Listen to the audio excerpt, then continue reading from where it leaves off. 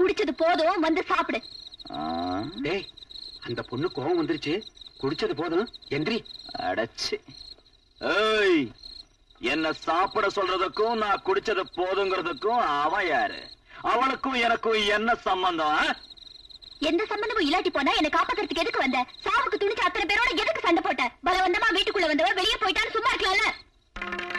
உனக்கு இருக்கிற 10 பேரை காப்பாத்துற பலத்தை ரவுடித்தனத்துல போக்குற. உன் கையால 100 பேருக்கு சோறு போடுற சாமர்த்தியத்தை அநியாயமா வீடாக்கிட்டு இருக்க. ஓ ரவுடித்தனத்துக்கும் உன் குடிவெறிக்கும் தான் அவங்க எல்லாம் பயப்படுறாங்களே தவிர உன்னை கௌரவிக்கிறதுக்கு இல்ல. மனிதனா பிறந்து மிருகமா மாறி நீ சாதிச்சதா என்ன? என்ன சாதிக்கணும்? டேய் ராசா, எதுக்காக நல்லவனாகணும்?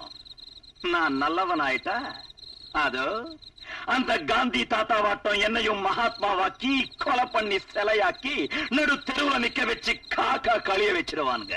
காந்தி ஜெயந்தி வந்தா மாலை போட்டு புகழ்வானுங்க. அந்த கெட்டவங்க கூட்டத்துல நான் எதுக்கு நல்லவனா மாறணும்?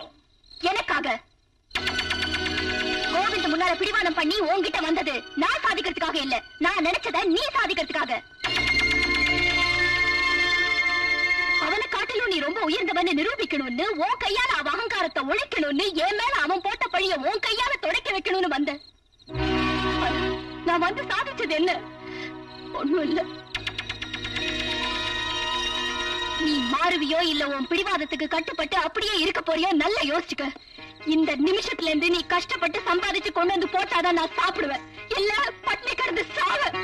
உனக்கு மட்டும் இல்ல எனக்கு பிடிவாதம் பண்ண தெரியும். ஒண்ணு நீ திருந்தணும், இல்ல நான் பட்னி கிடந்து சாவணும். நீ என் முடிவு பண்ணிக்க.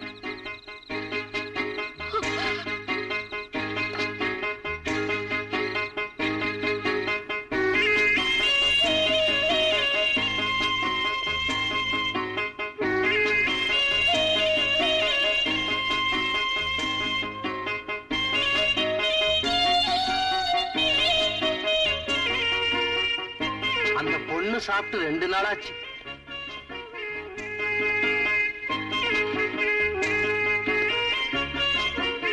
மனுஷங்களை குத்தி கொண்டாலும் பரவாயில்ல, ஆனா பட்டினி போட்டு கொல்லக்கூடாது. நீ கஷ்டப்பட்டு அதுக்கு சோறு போடக்கூடாதாப்பா.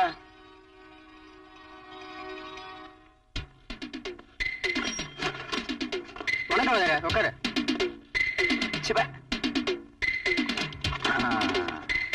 பீச்சுக்கு வேண்டாங்க, சினிமாவுக்கே போலாம். பீச்சுக்கு போலாம். ஏய் வா வா. ஐயோ சாமி, வேண்டாம் சாமி. ஏய் நீ வா. ஐயோ நீயா?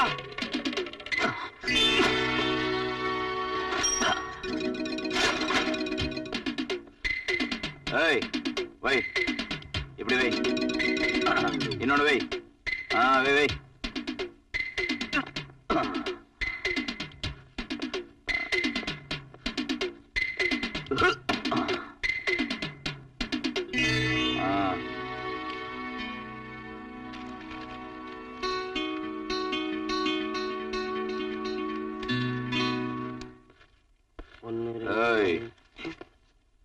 ஒரு பிரியாணி பொட்டலம் கொடு. உனக்கு என்ன வேணும் எடுத்துக்கல.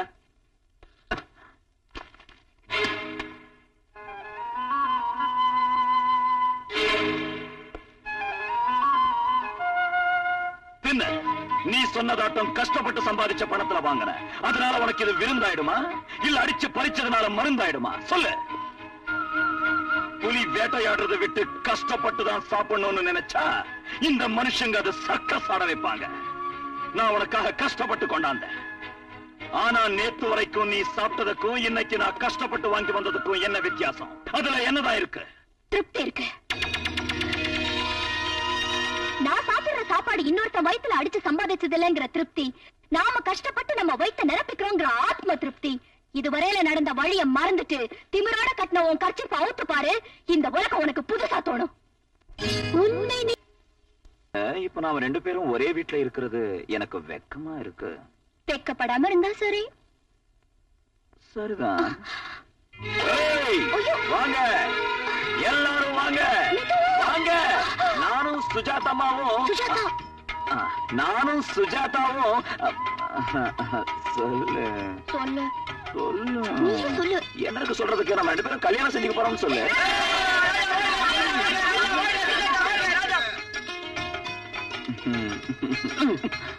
கவனிங்க, உங்களுக்கு கல்யாணம்னு வந்ததும் பெரியவங்க முன்னால 2 பேரும் சேர்ந்து கல்யாணம் ஆகிற வரைக்கும் ஒரே வீட்டுல இருக்க கூடாது. அதென்ன இதுவரைக்கும் சேர்ந்தே இருந்தோம், கல்யாணம்னா சேரணமே தவிர பிரிய கூடாது. அதே சம்பிரதாயம். நான் இப்ப சொன்னதாட்ட கேட்கலன்னா கொன்னுட வேண்டாம் ராசா. நாளைக்கு பொழுது விடிஞ்சதும் சூரியதத்துக்கு அப்புறம் உன் கல்யாணம் ராசா. அப்பா இருந்த வெளிச்சம் வந்ததுக்கு அப்புறம் கல்யாணம். இதோ கொஞ்சமா அவள காலியா இருக்கு, பொண்ணை கொண்டு போய் அந்த வீட்டுல வைங்கம்மா. கேளாவா? டேய், நீ புரோகிதர் வீட்டுக்கு போய் கல்யாண சாமான் என்ன வேணும்னு கேட்டு மார்க்கெட் போய் சீக்கிரம் வாங்கிட்டு வா. அதெல்லாம் நடக்காது. வேணும்னா மார்க்கெட்டை கொண்டாட, தேவையானது எடுத்துக்க. கேளாவா? நினைச்சேன் நேத்து நீ மாங்கா தின்னப்பவே நினைச்சேன் சக்சஸ்னு. ஒரு வேலை முடிஞ்சது, பேட் நம் போச்சு. மார்க்கெட்டை எல்லாம் கொண்டாந்துட்டியா? எல்லாம் கொண்டாந்துட்டேன். பொட்டி, சீப்பு, சோப்பு, துணி எல்லாம் நான் கொண்டாந்துட்டேன். மளிகை சாமான் வண்டியில வருது. தாலி கொண்டாந்தியா? மறந்து போச்சு. கிழவா, மஞ்ச கயிறு கட்டுறேன். என் பொஞ்சாதியை பார்த்து ரொம்ப நேரம் ஆச்சுடா. ஒரு தடவை பார்த்தேன். என் கிழவன் இல்ல, பொண்ணை அழிச்சிட்டாங்க. நல்ல கிழவன்டா நீ. ஆனா தூரத்துல இருந்தா பாக்கணும்.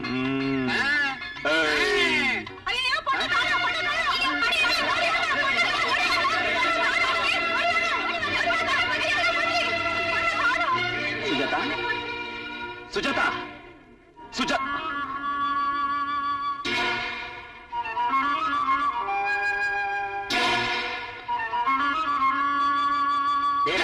ராசா, உள்ள இந்த கடுதாசி இருந்துச்சு, என்னன்னு பாரு. நான் வந்த வேலை முடிஞ்சிருச்சு. இனி நீங்க என்ன எதிர்பார்க்கணுங்கிற அவசியம் இல்ல.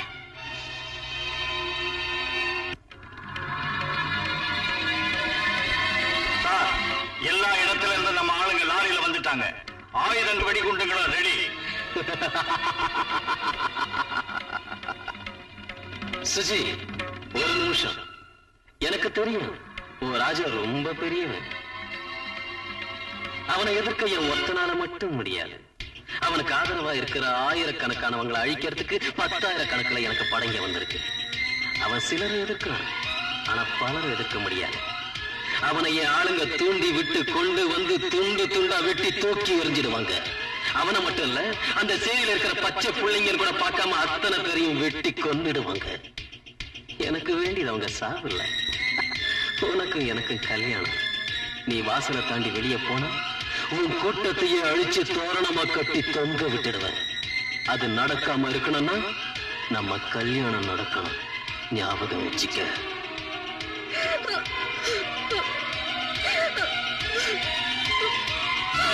நாளைக்கு காலையில நம்ம கல்யாணம். அதுக்கு தயாராரு.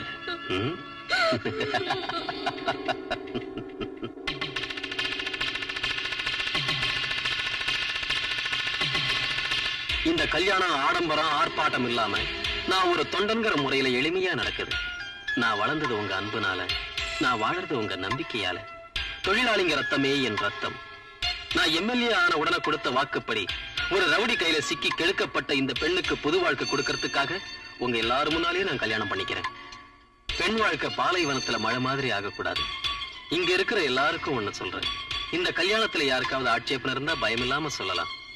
சுஜி, நீ கூட தேங்க்ஸ். நீங்க ஒத்துக்கிட்டு உங்க சம்மதத்தை கைத்தட்டல் மூலமா தெரிவிச்சா அந்த சந்தோஷத்துல நான் தாலி கட்டுறேன்.